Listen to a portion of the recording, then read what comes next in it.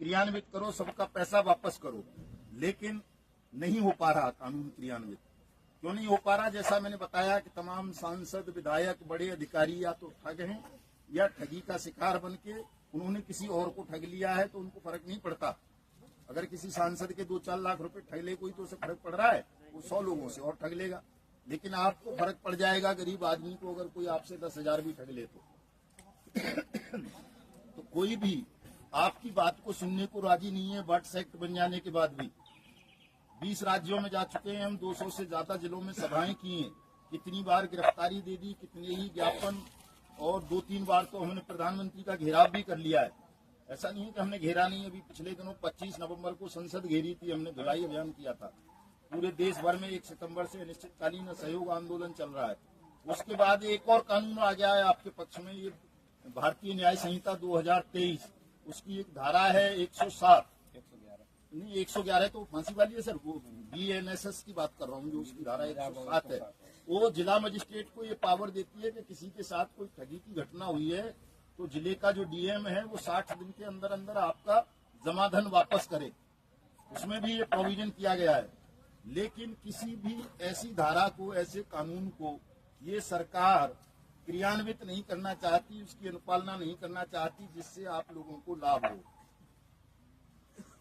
तो हमें करना क्या है फिर? ऐसे विषम हालात में ऐसी विकट परिस्थितियां हो जाएं कि कानून से देश चल रहा है लेकिन हमारे लिए बनाए गए कानूनों की अनुपालना नहीं हो रही, तो फिर एक ही मार्ग बचता है आंदोलन का, जनमत का। अगर आप जनमत पैदा कर लो, 42 करोड़ से ज्यादा ठगी पीड़ित हैं देश में, 2 करोड़ से ज्यादा तो एजेंट हैं जिन्हें अभिकर्ता कह देते हो आप। तो अगर हम 1-8 लाख भी इकट्ठे हो जाएं, और जैसा कि भाई साहब कह रहे थे, खैर मैं उस भाषा का इस्तेमाल कभी बहुत कम करता हूँ क्या कह रहे थे आप? उसकी गर्दन पकड़ने की बात कर रहे थे। हाँ, तो जिस दिन अब गर्दन क्या 10-20 लोग थोड़ा ही पकड़ लेंगे, 10-20 को तो वहां झांकड़े में नहीं लेगा कोई। गर्दन पकड़ने के लिए 1 लाख लोग चाहिए कम से कम। 80,000 लोगों तक को कंट्रोल करने की पावर सरकार में होती है। कर लेगी 10 मिनट में, इतनी पुलिस फोर्स लगा देंगे, फौज लगा देंगे और पता नहीं क्या क्या कर देंगे। आजकल तो आजकल तो एक चीज और आ गई है, मीडिया लगा देंगे, वो कहेंगे ये पाकिस्तानी आ गए, ये खालिस्तानी आ गए, ये आंदोलनकारी नहीं है, ये ठगी पीड़ित नहीं है, चोर हैं, ठग हैं, अरब से पैसा आ रहा है, कहीं कोई 2-4 बुरखे वाली आ गई तो और पता नहीं क्या क्या कर देंगे उनको देख के मीडिया के माध्यम। तो उनके पास ये हथियार भी है आजकल आपको बदनाम करने का, अपमानित करने का। लेकिन फिर भी ये प्रयास आपको सबको करना होगा कि हमारे पास इतनी बड़ी संख्या हो कि हम सच में मोदी की गर्दन ना पकड़ें तो उसका कॉलर जरूर पकड़ लें, और उसको ये कह सकें कि अगर आप तूने इन कानूनों का पालन नहीं किया तो हम तेरा कॉलर पकड़ के तुझे इस कुर्सी से उठा के फेंक देंगे जिस कुर्सी पर हमने ही तुझे बिठाया है। ये ताकत तो हम सबको जुटानी पड़ेगी साथियों, और इसके लिए सब प्रयास करोगे तो ये हो जाएगा, कोई बड़ा काम नहीं है। आपकी संख्या इतनी है कि फूंक मार दो ना सब मिलके, तो हजारों मोदी हवा में उड़ते नजर आएंगे आपको, 42 करोड़ लोगों को फूंक मार देंगे। लेकिन हम यही काम नहीं कर पा रहे कि सब मिलके एकमत होके अपनी पीड़ा को सामूहिक स्वर दे सके। सब अलग अलग लड़ते हैं, LECC वाले LECC के लिए लड़ेंगे, सहारा वाले सहारा के लिए लड़ेंगे, PACL वाले PACL के लिए, KBCL वाले KBCL के लिए, और हम बटे हुए हैं। जैसे जातियों में बांट रखा था ना देश को इन्होंने, धर्मों में बांट रखा था, वैसे ही ठगी पीड़ितों को भी इन्होंने बांट रखा है। तो इस बंटवारे को खत्म करना है, इस विभाजन को हमें एकता स्थापित करनी है। क्योंकि बर्ड्स एक्ट में ऐसा कहीं नहीं लिखा कि ये LECC के लोगों के लिए है या सहारा के लिए है या PACL के लिए है। उसमें लिखा है कि अगर आपका पैसा कहीं भी जमा था किसी कंपनी में, क्रेडिट कोऑपरेटिव सोसाइटी में, स्वयं सहायता समूह में, फर्म में, निधि में, कारपोरेशन में, किसी प्राइवेट NBFC जिनको बोल देते हैं, या किसी प्राइवेट बैंक में, तो आपका पैसा सरकार वापस करेगी। उसमें ये लिखा हुआ है, ये नहीं लिखा कि फला कंपनी या उसका नाम। तो ये इस कानून को लेकर के भी हम सब तमाम लोगों को एकजुट कर सकते हैं, एकमत कर सकते हैं, और आप ये काम कर लोगे उस दिन आपका भुगतान हो जाएगा साथियों, इसमें किसी को कोई संदेह नहीं है। करोगे सब इस काम को, एकता को बढ़ाओगे और बढ़ाइए इसको। एक जैसे एजेंट हैं आप लोग, तो ज्यादातर एजेंट होंगे, आप तो मास्टर रहे हैं इस काम के, नेटवर्किंग के मास्टर हो आप लोग। एक एक आदमी ने हजार हजार लोग जो है जोड़ लिए हैं अपने नीचे, कराया है ना किसी किसी ने, एक एक दो दो तीन तीन पांच पांच हजार लोगों का भी निवेश कराया है, इतनी बड़ी चेन बनाई है। तो आप तो मास्टर हो। जब आपने लोगों का पैसा, कहते हैं कि पैसा बहुत महत्वपूर्ण होता है मनुष्य की जिंदगी में, पैसा नहीं देता जल्दी से आदमी किसी को भी, लेकिन आप लोगों ने लोगों का ऐसा ऐसा पैसा निकलवा लिया जो अपने पति को भी नहीं देती थी। औरतें पैसा छुपा के रख लेती थी उसकी तनख्वाह से भी, उसको भी निकलवा के आपने इन ठगों के हवाले करवा दिया।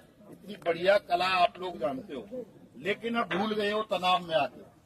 तो मैं आपसे ये कहूंगा कि इस कला का प्रयोग करो, समय आ गया है। अगर इस कला का प्रयोग करोगे तो ये काम बड़ा नहीं है, चंद दिनों में निपट जाएगा। कॉलर पकड़ने की, गर्दन पकड़ने की जरूरत नहीं पड़ेगी। उसके पास LI और खुफिया विरोध की रिपोर्ट पहुंच जाएगी कि यार अब ये तुझे पीटने आ रहे हैं।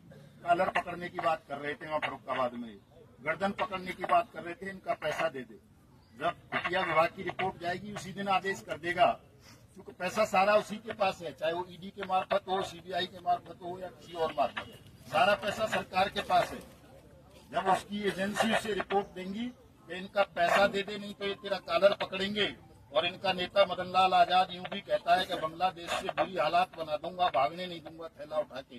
जैसे बांग्लादेश के लोगों ने अपनी प्रधानमंत्री को हवाई जहाज दे के कह दिया था भाग जा, जहाँ जाना है जान बचा ले। मैं कहता हूँ भागने नहीं दूंगा मैं। वो भी कहता है ना झोला उठा के चल दूंगा, मैं तो फकीर हूँ। फकीर वकीर नहीं है, पक्का ठग है। और हमने ये कसम खाई है, हम भगवान सूर्य नारायण के उपासक हैं, उन्हीं को साक्षी मान के, कि जिस दिन आप लोग इकट्ठे हो गए और आपका इन्होंने भुगतान नहीं किया तो उस दिन कोई झोला खोला उठा के किसी को नहीं भागने देंगे। कानून इसने खुद बना दिया है 111 वाला, उसमें बेईमान और ठगों को फांसी की सजा का प्रावधान है। इन सबको फांसी लटकाएंगे, इतनी बुरी सजा देंगे कि भविष्य में कोई हिंदुस्तान को ठग ना सके, छल ना सके। अपनी ताकत को बढ़ाइए, आप लोग जुट जाइए उसी कला को लेके जो आपके पास कला है। मैं आज चूंकि भाई साहब ने कहा कि बुजुर्ग हैं, तो सच में इतने बुजुर्ग तो नहीं है। खैर अभी हम, हमारे मास्टर जी जरूर 80 वर्ष के हैं, राष्ट्रीय अध्यक्ष जी, लेकिन फिर भी हमारे लिए 60 साल का आदमी बुजुर्ग सा ही हो जाता है। 60 साल के बाद तो सरकार रिटायर्ड कर देती है। वो अलग बात है कि हम आपके लिए लड़ते लड़ते इतनी एनर्जी, अभी इतनी ऊर्जा हमारे अंदर है कि 5-6 किलोमीटर तो पैदल दौड़ लेते हैं। अभी हम एक टाइम खाना खाते हैं। तो मैं एडवोकेट अपने अनुज प्रताप सिंह जी को अपने संगठन ठगी पीड़ित जमाकर्ता परिवार में राष्ट्रीय महामंत्री घोषित करता हूं आज से। और इन पूरे उत्तर प्रदेश का, वैसे तो उत्तर प्रदेश को हमने 4 जोनों में विभाजित कर दिया है, 4 प्रदेश बना दिए हैं। उत्तर प्रदेश के चूंकि बहुत बड़ा है, अवध, हरित प्रदेश और पूर्वांचल और वो क्या है साहब, बुंदेलखंड। लेकिन उन चारों का प्रभार हम आपको सौंपते हैं। और एक सुझाव आपने बहुत अच्छा दिया साहब, राज्य की राजधानियों में इस कार्यक्रम को लगातार शुरू किया जाए, धरना प्रदर्शन, ताकि वहां राज्य के मुख्यमंत्री पर असर पड़े, वो आपके सुरक्षा सम्मान के आदेश पारित करे, आपके भुगतान के आदेश पारित करे। तो 15 फरवरी से लखनऊ में लगातार क्रमिक अनशन की शुरुआत भी करेंगे। और मैं आप सबसे भी अनुरोध करूंगा कि आप भी जब भी जिसके पास समय हो वहां पहुंचे, और पहले दिन तो तमाम लोग पहुंचे, ताकि पता चल सके योगी आदित्यनाथ को कितनी पीड़ा है, कितना दर्द है आप लोगों में।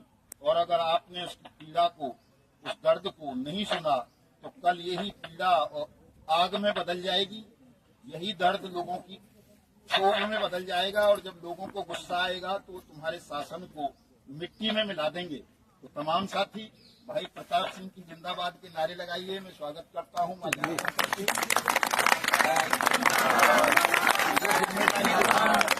आप जो है अपनी तमाम ऊर्जा का इस्तेमाल करके हमारे तमाम लोगों के चेहरों पर मुस्कान लेकर के आएंगे। चूंकि देखिए लड़ते लड़ते ये हालात हो गई है। भाई साहब बैठे हैं, कितने बुजुर्ग हैं, एक उधर बैठे हैं जो PACL वाले हैं, वो तो सब, और KBCL वाले ऐसे ही हो गए साहब, दो हमारे देखो, और वो GCA वाले देखो, श्री कृष्ण बैठे हमारे पास में। तमाम साहब बुरी हालत है, मतलब चलने फिरने लायक नहीं रहे। एक आदर्श सोसाइटी है, उसके तमाम पीड़ित बुजुर्ग हैं और सब रिटायर्ड ऑफिसर हैं, 1 क्लास ऑफिसर हैं, सबके सब रोते हैं बेचारे। हमारे जैसे छोटे से आदमी के जब जाते हैं तो पैरों में पड़ जाते हैं लाइन लगा करके। तब हम राजस्थान और गुजरात के लोग हैं साहब किसी तरह से जान बचा लो, हमारा पैसा वापस करवा दो। इतने बड़े बड़े अफसर, कितने ही उनमें जज हैं, आईएएस हैं, पीसीएस हैं, आईपीएस हैं, बैंकों के बड़े ऑफिसर हैं, मैनेजर वगैरह, तो ठगों ने छोड़ा कोई नहीं है बाकी। लेकिन साथियों कहते हैं कि संघर्षों के साये में असली आजादी पलती है और इतिहास उधर मुड़ जाता है जिस ओर जवानी चलती है। हमारे जमाकर्ता परिवार में युवाओं की बहुत कमी है, तो मैं अपने युवा साथियों का आह्वान करता हूं कि तमाम लोग संगठन को ज्वाइन करें, संगठन को आगे बढ़ाएं, चूंकि देश को एक बड़ी क्रांति की आवश्यकता है और बिना क्रांति के मुझे नहीं लगता कि आपका भुगतान हो जाएगा। 1 मई से संपूर्ण समग्र क्रांति की तैयारी करें ताकि आप सबके इस पीड़ा को, दुख को, दर्द को मिटाया जा सके। धन्यवाद आप सबका, बहुत बहुत आभार कि आप लोग समय निकाल के मैराथन आए। और आश्वस्त मैं करूंगा कि तनाव मत लेना साथियों, क्रांति भी होगी तो उसमें कोई गोली गाली नहीं चलने देंगे हम। कहीं सोचो डर लग जाए सब मरवा देंगे या जेल भिजवा देंगे, ऐसा कुछ नहीं होगा। सत्याग्रह के माध्यम से क्रांति होगी और बहुत अच्छी क्रांति होगी और जो आप चाहते हो वैसा ही होगा।